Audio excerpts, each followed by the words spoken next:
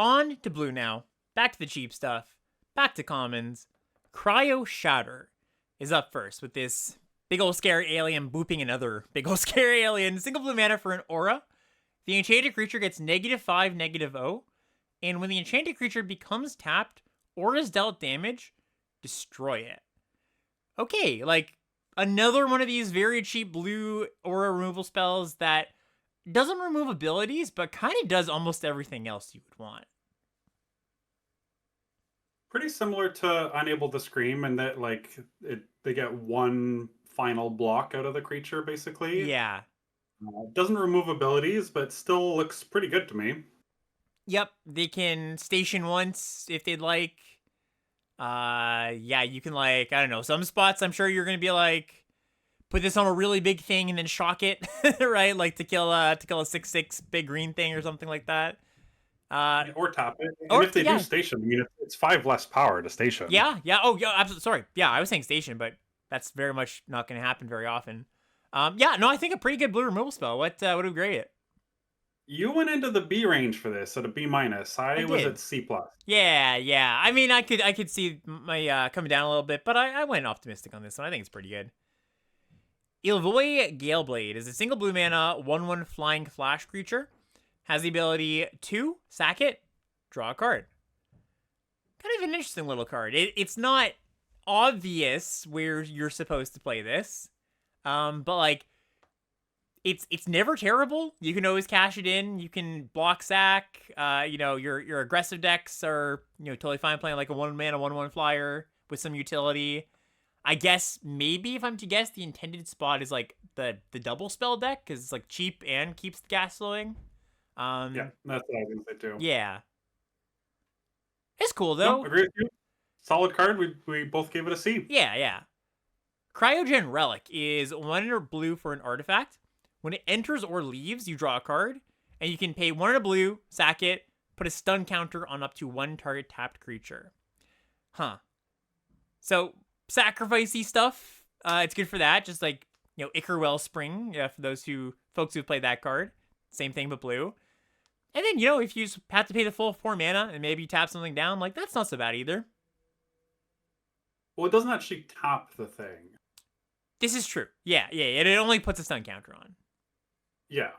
It has to target a tapped creature already. So, but there will be lots of tapped creatures, even if even the defensive decks are going to be tapping creatures to station, so should usually have a target. But I agree, you do want to be sacrificing this or using it in some alternate way, kind of similar to block. We both gave it a C+, though. Draw 2 for potentially 2 mana is excellent. Yep. Divergent Disaster is 1 blue for an instant.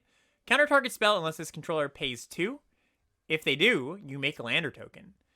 So one of these quench variants that kind of range from being like pretty good to pretty medium/bad. I'd say more on the side of good than bad. What's your take on this one? So these always get a lot of discussion in your Discord for the quench. Yeah. And I always kind of roll my eyes when I hear about these as having upside. Because like Dispelling Exhale had legitimate upside. Yeah. Right? Like you could cast it and counter unless they pay 4, and that's excellent. You typically don't want to cast these unless you're countering something. So if they pay for it upside is completely fake to me. Right. Yeah. There's like some spots. Yeah, I know. I think I'm being nitpicky here, but there's like it is ever so slight upside in some spots. But you're right. I think the way to generally think about it is it's mostly quench, and then you get like a really not great buyout. Yeah. But there's never a spot where you're going to be like, okay, well, I got them to pay 2 extra mana, and I got my lander out of it. I'm okay with it. Like that's not. I don't see that happening whatsoever. No, I agree. But anyways, yeah. Yeah. What do we give it? I think I gave it a slightly higher grade than you.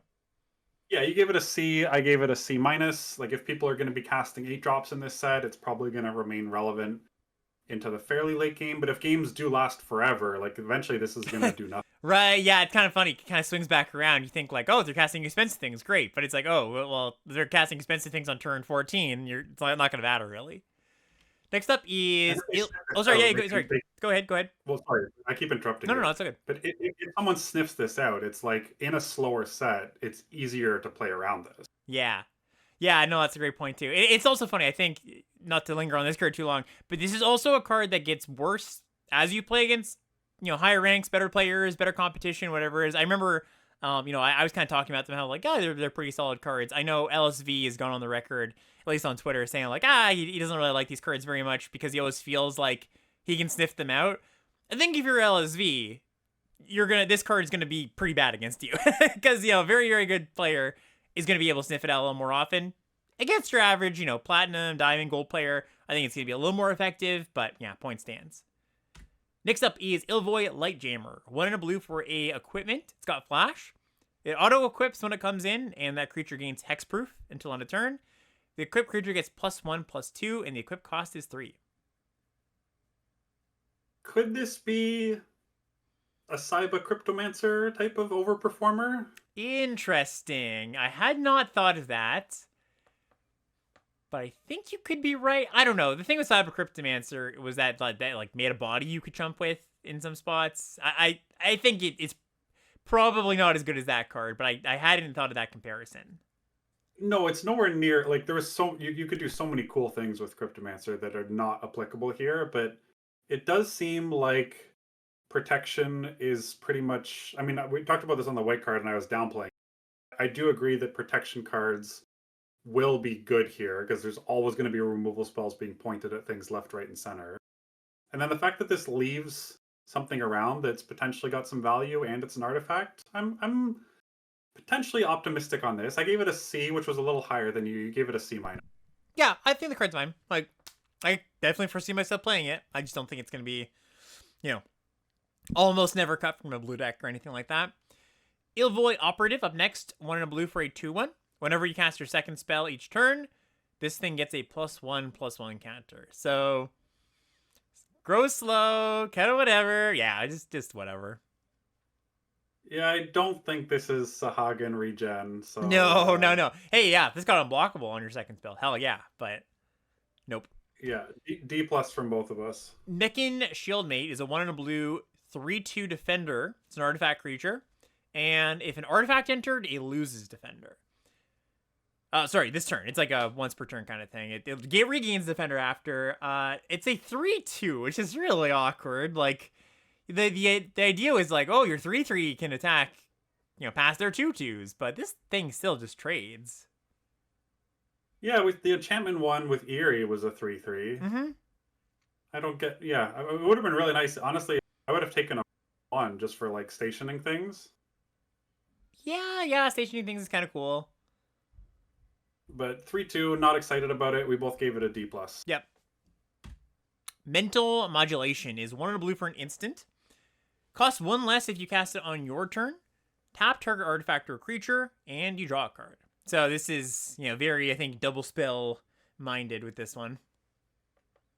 But there's not a ton of rewards for... Like, we've seen all the white cards already, and the white-blue signpost, and, some of the blue cards so far. And there's just not a ton of rewards for... Like, we mentioned this already, there's just not a ton of reason to double spell, so... I'm not super into this. We've seen these, like, tap, draw for 2 manas always be kind of filler. We both gave it a D+ again. Yeah, I think, like, you can pick it up if you want it, but you probably don't even want it that badly in the blue-white deck. CloudSculpt Technician is 2 and a blue for a 1/4 flyer. As long as you control an artifact, it gets +1/+0, so it's a 2/3. Meh. Also, kind of meh. I gave it a D+ as well. You went a little minus. Even if this is always a 2/4, it's just kind of fine. Yeah, this is what we mean. Like, the comments in this set, it's like they're either removal spells or they're just like, oh, he's like, okay, I mean, like, you sure? Like, kind of. I don't know. I'm not that excited about it. Maybe they play out better than they look, but sorry, I didn't even mention. Did we get a grade on that? Did you say a grade? Yeah, D+ okay. For me, C- for you. Yeah. Nanoformm Sentinel is 2 and a blue for a 3/2 artifact creature. When it becomes tapped, untap another target permanent. This ability triggers only once each turn. So, you know, you can attack with it, give something pseudo vigilance, or you can go like tap my 3/3 to my station, tap the Sentinel. Now my 3/3 untaps. I can block with that. I can put it into the station. I don't know. It does some stuff. I'm maybe a little more whelmed with this one than the last few. Yeah, it also like it targets lands too, so you can like Oh yeah. cast a 2-drop and then like either attack or station and untap a land and like cast a removal spell before they block. Oh yeah. You know, I didn't take that in. So yeah, if you have a station, a space station in play, this is kind of just a mana dork. Yep. Huh. Okay. Okay. Yeah. Yeah. I'm more into it than I thought. Not. Yeah, I gave this a C minus. You were down at a D plus for this. Yeah. Yeah. Mana dork sometimes bumps it up to C minus for me. I agree. Sinister Cryologist is 2 and a blue for a 2/3. When it enters, target creature and opponent controls gets -3, -0 until end of turn. Warp for a single blue mana. Another very strange card. Yeah, what the hell is this thing? So you're like, play this pre-combat, your block gets a little bit worse. And it's tiny. Yeah, it's tiny. Yeah, this one seems real bad to me. We both gave this just a straight D. Like it does double spell kind of, but the both spells are useless. So just don't try it. Yeah, jeez. Lost in Space is 3 and a blue for an instant, 4 mana. Target artifact or creature's owner puts it on the top or bottom of their library, and you surveil one. Yeah. Solid. Yep. Both gave it a C plus. Solid removal spell. Yep. Nothing much to say. Self-craft Mechan is 3 and a blue for a 3/4 artifact creature. When it enters, you can sack a artifact, and when you do, put a +1/+1 counter on target creature and draw a card. I like this thing. Yeah, now we're talking now. This is actually like some real action. That's pretty good. You know, sack your nutrient block or whatever it is, you know, single mana thing that goes to the grave and draws a card, sack any fodder, sack a land or token. It can even sack itself if you really, really want to, like to be a really expensive, put a counter, like very expensive honor, right? Put a counter on something, draw a card. It also works with like it's kind of helps with double spelling. It's an artifact. It helps with the +1/+1 counter theme. It kind of ties a lot of things together too. Yeah. So what do we give this one? You gave it a C. I gave it a C plus. I was higher Yeah, than you. yeah, I could see it. I could see that. Starbreach Whale is up next, 4 and a blue for a 3/5 flyer. When it enters, surveil 2. Warp cost 1 and a blue. So there was a time, maybe like 5-6 years ago, where like this card template, 5 mana, 3/4 usually was flyer with surveil 2 or scry 2, was like a top common. Like some of the best in Dominaria, OG, and like Guilds of Ravnica. We saw some comps recently and they did not perform as well. But this one I think is at least solid. Like I'm pretty happy with a 5th point of toughness, getting that warp buyout. I like a lot what's going on here. That warp is, I think, really important for this. Yes, I agree. Because having, not only is it, again, double spelling, it's also kind of what you need if you have a 5-drop in your hand to, like, make sure that your early game is smooth and everything's going okay. And, like, warp 2 to surveil 2, maybe station something. And again, warp's kind of like draw a card, right? Like you're drawing the creature you can cast later. Notably, it does expose the creature. So if you have something with a really good ETB, your opponent could just point a removal spell at it when you warp it to avoid you getting to cast it later. Yep. But I like your grade on this. You gave it a C plus, which I thought was brave, and I gave it a C, which I'm a little jealous of. Yeah, I kind of wanted to dislike the card because it's like, you know, this kind of card, like, you know, the neo boomers. I don't mean you, Neo. I mean like the people who have been playing Magic for like 7-8 years now at this point. They don't love this card, but it's really a trap. No, I actually think they buffed it enough to make it pretty good. So yeah, I'll stick with my C plus. Next up is that Mechanzoa we talked about before. Mechanzoa? I don't know. 6 mana, 4/5/5, 4 blue, artifact creature. When it enters, tap target artifact or creature an opponent controls. Put a stun counter on it. Warp cost 2 and a blue. Yeah, tough for this one. I'm not sure the warp does enough here. Like the warp is kind of just like gaining some life. I don't Yeah. know. You're stopping them from stationing. I guess it's another artifact ETB. Yeah. I gave this a C minus. I'm a lot less high on this than the whale, and you gave it a C. Yeah, I gave it a C. I think that it's I kind of saw it as you'll spend 3 mana on it if you just have 3 mana to spend. Maybe you're a bit of a action light hand, or maybe it just helps you with a double spell sometimes if that's the thing you care about. It's not one of the ones that are warping all that often. I think this is way more likely just gonna be a 6 mana card, but I'll find one. Well, it does have like to 5 power, like warping things with a lot of power when you have stations out like spacecraft.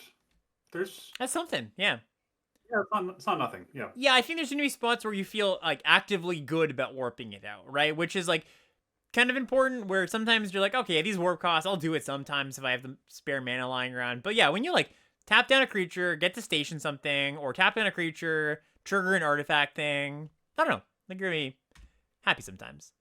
Okay, now we move on to blue uncommon. So once again, we're going back to the cheap stuff, and we're gonna start with a null. Single blue mana for an instant, counter target artifact or enchantment spell. Straight sideboard card, would you agree? I wanted to not be a coward and not give it a sideboard grade, but when doing the types, there was enough of them that like didn't have a ton of targets. So yeah, we both gave it a sideboard grade. Yeah, like there's a decent amount of artifacts. I even mentioned like, oh, there's a lot of artifacts, you're gonna do the thing. But like it's not so much, when you're trying to consider, should this be a main deck card in X format, whatever, it's not even so much, are there a lot of artifacts in the format? It's what's the spread of every deck? How many decks on average will be playing artifacts, right? And there's just going to be some decks that don't have that many, right? And you can't afford to have a dead card. Like let's say you play 7 games in a league. You can't afford for this to be a dead card in even one of those games, right? So if it is a dead card in even one of those games, it's quite bad. It'll be excellent sometimes, but that doesn't quite make up for it. So I'll stick with my sideboard. Yeah, and notably you can counter warped artifacts. Oh yeah, true. Just thought I'd mention that in case people weren't aware. Atomic Microcizer is a single blue mana equipment. The equipped creature gets +1/+0, equip cost of 2, and it says when the equipped creature attacks, choose up to 1 target creature. That creature can't be blocked this turn and has base power and toughness 1/1 till end of turn. Very strange card. Weird. Yeah. I would like this if it was in any other color, I think. It's an artifact. It is. It's just like you kind of want to be. You need to care about attacking, right? Like you're not going to pay 1 mana, equip 2 +1/+0 on defense. You need to be taking advantage of that ability. The ability either gives you 2 damage, like target your own thing, unblockable 2 damage, or you can shrink something else and maybe get in. So there are applications there. I just don't see the shell for it. Like maybe blue-red. I give it a D+. You give it a C-. Yeah, blue-red is exactly where I was thinking. Not only just because that's an aggressive blue deck that cares about artifacts, but there are quite a few blue cards that quite a few blue-red cards that put counters on things, either from themselves, or we look at the blue-red signpost uncommon that puts counters on things. Or there's cards that just like augment their power based on if you have an artifact. So that makes it like it's easy to shortcut as like, oh, this is just gonna be a 1/1, or I guess a 2/1 if you target itself. Sometimes you'll get in like a 3 or 4 or 5 power creature though. So that's what gave me a little bit of a bump. Very strange card. Don't think you're gonna take it highly, but some decks will be a niche role player. Yeah, I could see us being honestly way too low on this. Like it might even be better. No, it's true. It's true. Desculpting Blast. I love this card. Cool art, cool card. 1 in a blue for an instant. Return target non-land permanent to its owner's hand. If the permanent was attacking, create a 1/1 artifact colorless token with flying that can only block creatures with flying. Yeah, really nice card. We both gave it a B-. Yeah, just great. Mechan Navigator is 1 in a blue for a 2/1. When it becomes tapped, you draw a card, then discard a card, and it's an artifact creature. I bumped this up again, so now I'm higher than you. I think we did have the grade before. I gave it a C+, you gave it a C, and I just did it for the reason that this is you need some number of 2-drops, and this is one I think you actually care about. Yeah, it's a good one. Like you're gonna want to kill it if you see it. You feel bad if the opponent loots twice or even once, I think. And yeah, it's a good thing. Like, I guess one thing is you do kind of want to have some spacecrafts in your deck, or else it's just gonna be like hard to attack with it. But even if you just get in like one in the early game, one loot, they trade off. Like that's not that bad. For sure. Steel Swarm Operator is 1 in a blue for a 1/1 flying artifact creature. 2 abilities here. First one is tap, add blue. Spend this only to cast artifact spells. Second ability, add blue. Spend this only to activate artifact sources. Activate abilities of artifact sources. Okay, so what are we activating? What are our awesome abilities? Or are we mostly just thinking, good in the artifact deck, cast your artifact spells? Oh, that works for landers, right? You can crack a lander. Yep. That's good. Were you like asking me to set this up, or did you have stuff in mind? Oh, no. I just, if you had something in mind, I'm not asking you to have an extensive list. I'm just, if you had something on top of your head. But actually, landers was one I didn't even think about, so thank you. But I think my point was mostly, don't look at so much of that second ability. Mostly look at that first ability. Yeah, and you do, for what it's worth, have to be like fairly artifact heavy to want this. Like I think something in the neighborhood of 9-10. Otherwise, just a 1-mana 1/1 flyer. A little too often, and that's just bad.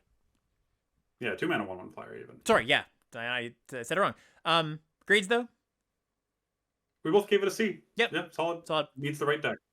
This card is. You remember Secret Praiser? Well, we got a better version. This is Codecracker Hound. 2 in a blue for a 2/1. When it enters, look at the top 2 cards of your library. Put 1 in your hand and 1 in the graveyard. Okay, so everything's the same there. But it also has Warp for 2 in a blue.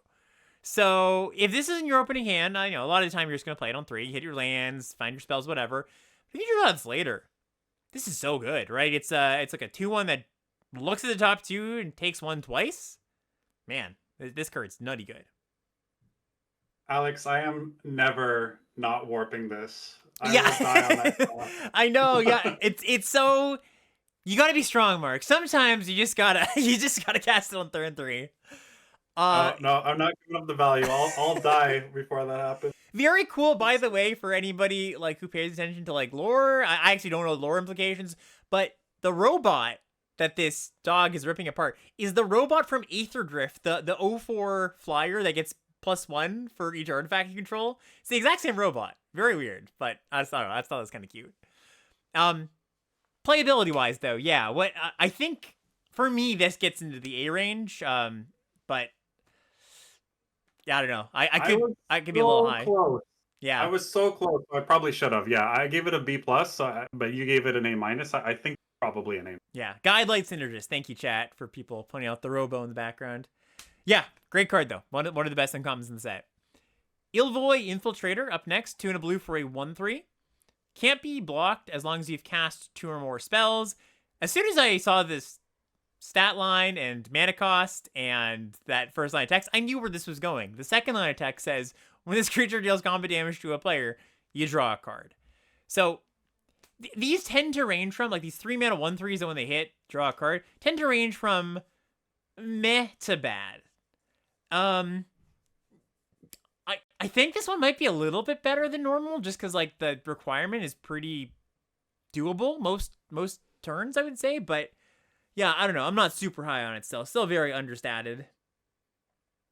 Another one that's the grade's kind of tricky because there is a ton of removal which holds this back. But if your opponent doesn't have a removal spell for this, it kind of just pops off, right? Like it keeps feeding itself too. Yeah. That's true. That is true. So yeah, you gave it a C-. I gave it I was a little more optimistic on a C. Yeah, fair enough.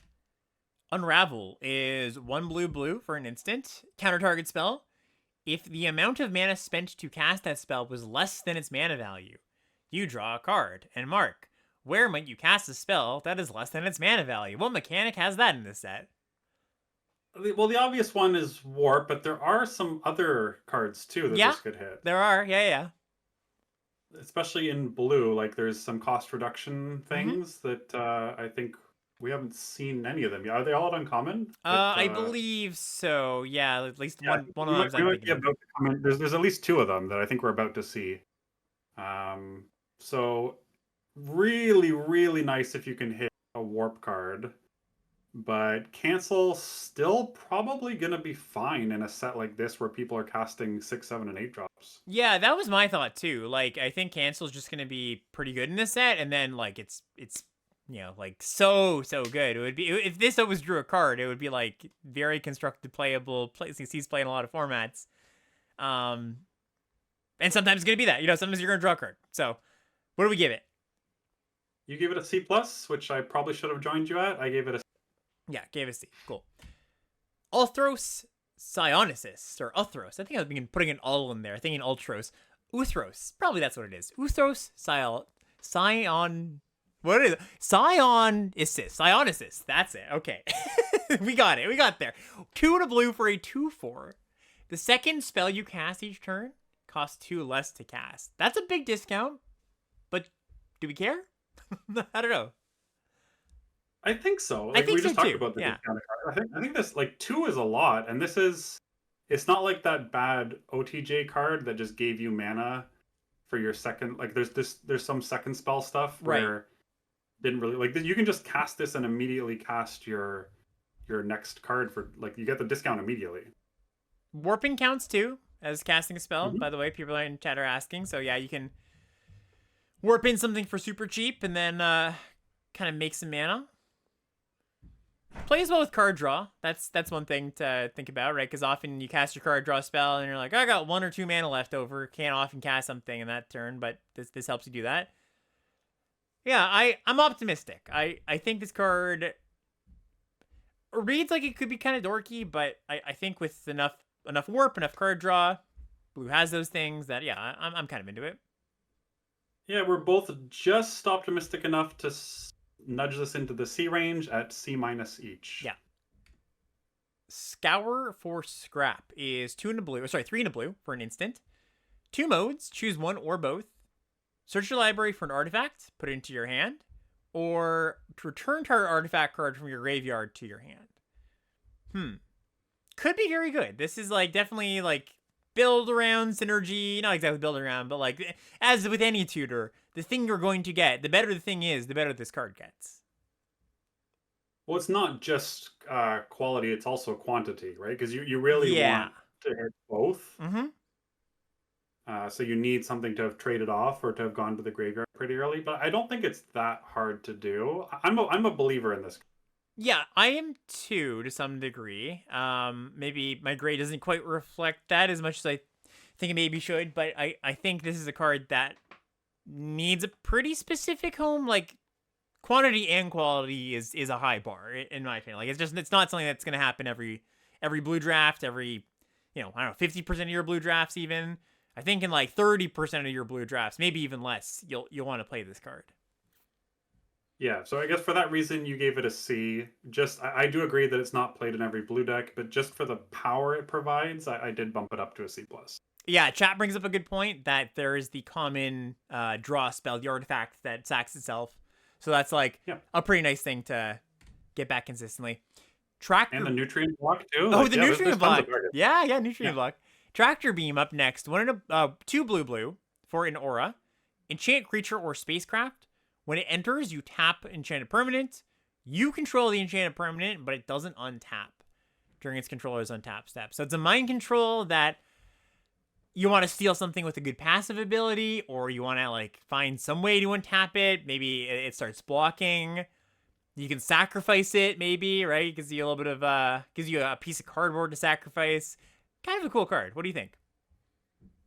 I agree with all of that, but that upside to me is not necessarily even worth the extra colorless mana that you're getting on this over like a claustrophobic.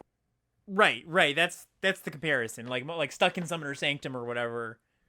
That's usually what your what your 3 mana or your blue removal spell usually looks like. I don't know. I guess I feel slightly different. I feel like there's enough spots where this is going to matter. Like, I don't know, between all those things I listed, right? Passive abilities, you care about sacrifice. Maybe you find a way to untap it. I mean, that's probably the least common one, but I was just gonna say I can't think of anything. Like I've gone through this set a few times. I can't. There might be one, but I think of it does untap this. So we just looked at the blue common, right? That like when you tap it, you untap another creature, the 3/2 artifact creature. Oh, you're right. You're right. You're right. Yeah, Oh, you're right. Okay.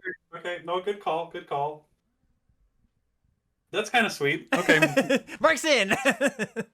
Yeah. Yeah. I might be in on that. And there is it in black, so you're getting some value there. I still gave it a C, which I still think it's a fine card. You gave it a C plus. Yeah, I think fair enough. You might be right there. Uthros Scanship is up next. This is a 3 and a blue spacecraft that when it enters, you draw 2 cards and then discard a card. And at 8 counters, it becomes a flying 4/4. I like this one. This reminds me very much of card collection, the side quest card collection. Side quest card collection, which was a card we were way too low on in the set review. Yeah, we were way too low on. Everybody was way too low on for the first week. And I think even as that format played on, it was still had to be one of the most underrated cards in the format, as in you got it 7th pick sometimes and it was just a premium uncommon. I don't think this is quite as good digging 2 deep rather than 3. It also doesn't sometimes you just played the collection and you had a bunch of cards in your graveyard that, by the way, for those who didn't play that card, its flip condition to turn to a 4/4 flyer was 8 cards in your graveyard. This one you got to do a little more work for. I still think quite good, and I still think it's probably going to be a little bit underrated. Mm-hmm.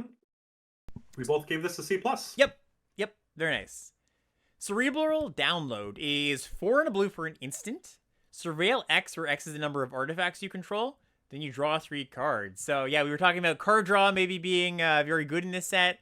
Slower sets, and that's a hell of a card draw spell, because 3 is a lot of cards, and Surveil X. That could dig you very, very, very deep in a lot of decks. Yeah, I went super high on this. I went up to a B on this. You gave it a B minus, which is still it's very high grade for just a card draw spell. But I do think that card draw will be king in this format, and this is one of the best one. It's even splashable. It's only got 1 blue pip. Yeah, no, totally. I didn't even think about that. Yeah, you could splash it in, I don't know, a red-green deck, maybe? I could see that. Yeah. Some sort of green deck that isn't touching blue naturally, or isn't main color blue. Yeah, no, card's good. Giga Storm Titan up next. This is 4 and a blue for a 4/4, but it costs 3 less if you've cast another spell this turn. Funky card. Okay, so I'm imagining this as on turn 5, you play a 2 and you play this. On turn 5. Sorry, on turn 2. Oh, sorry, on turn 4 you could do it. Right? That totally works. Yeah, you can play it on turn 3 if you have a 1-drop, and there are 1-drops. Yeah. Yeah, I am a fan. Yeah, 2 mana 4/4 is nothing to sneeze at. Yeah. Yeah, so what did we give it? I gave it a C minus. You were slightly higher on a C. Next up, Mechan Assembler. 4 and a blue for an artifact creature. It's a 4/4. 5 mana 4/4. When another artifact you control enters, you make a 2/2 artifact robot token.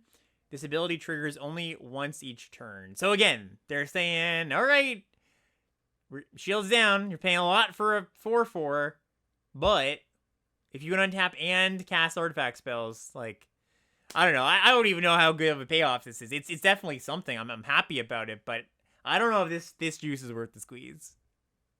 Yeah. So this card and there's a 5 mana black uncommon that draws cards if you've voided on the turn. Again, 5 mana kind of understated, no ETB, no protection type cards. I think I've let myself be tricked again. I don't know why I keep these cards always underperform, but surely this will be the time, right? This will be the time. I think honestly, I don't think you're alone. I think everybody says that in your life's I know these expensive creatures tend to be a little, underperform, but maybe this one's good, Maybe my deck can make it good. Yeah, the summon animas and whatever. They never do as well as I want to, but both those cards I graded probably a little too high. I gave this a C minus. You gave it a D. Yeah, I don't know. I think it's gonna land somewhere in there. I can't imagine it being higher than that, honestly. Here's a really interesting one. Specimen Freighter is 5 and a blue for a spacecraft. When it enters, return up to 2 target non-spacecraft creatures to their owner's hands. And at 9 counters or more, it becomes a flying 4/7 that when it attacks, the opponent mills 4 cards. That's a lot. That's a lot of stuff going on here. Yeah, that's a lot of time it gives you to let you station it too. Yeah, absolutely. And Notably, there is a ton of ETBs, so like bouncing your opponent's ETBs might be hard, but you can also hit your own stuff if the game's grinded down to value to the extreme. You can hit one of each. You can hit one of your things and one of theirs, 2 of yours. So I'm a believer in this card. I gave it a B. You went to B minus. yeah, you could like kill some tokens. Yeah, I think you're gonna feel pretty good about playing this. Even better to illustrate the situation. I think you're gonna be pretty sad or pretty worried when the opponent plays this, right? Like they bounce 2 pretty big. Heck, you just play the card we just looked at, the 5 mana 4/4. They bounce it and have this thing and bounce something else, and you're like, oh god, okay, yeah, that's really bad. So yeah, no, it's good card. I'm excited to play that one. Mouth of the Storm is up next. This is 6 and a blue for a 6/6 flyer. Ward 2. And when it enters, creatures your opponent's control get -3, -0 until your next turn.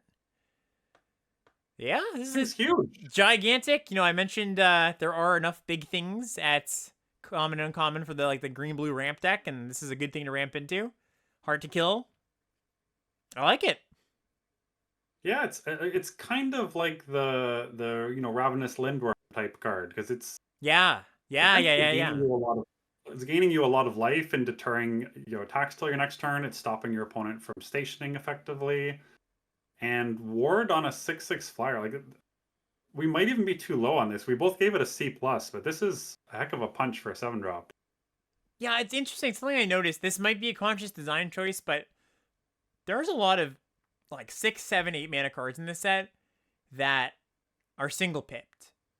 And often you see on more expensive cards double pips, 4 white or 5 green for these kind of cards. There's a lot of single pip ones. So I don't know if they're expecting you to want to splash these cards a little more often or whatever it is, but just a little note there. Yeah, what do we give it? C plus, both of us. Yeah, great. Next up, we are about to go to black, so let's just do a little bit of a review here on blue. What do we think of blue? I think my gut reaction is I like it more than white, but also at the same time had a lot of kind of mid commons that we were kind of like, okay, whatever, let's get to the next thing. Yeah, I feel like it's similar to white in that the commons also are uninspiring, but maybe slightly better at both grades, like common and uncommon. I think blue's got the slight edge. Yeah, but I don't think there's a huge amount between them. No, I agree. I mean, I think I'm excited to play blue. Looks fun. A lot of cool blue cards. As many people know, like it when blue is good, and it doesn't look bad. So that's a good place to start.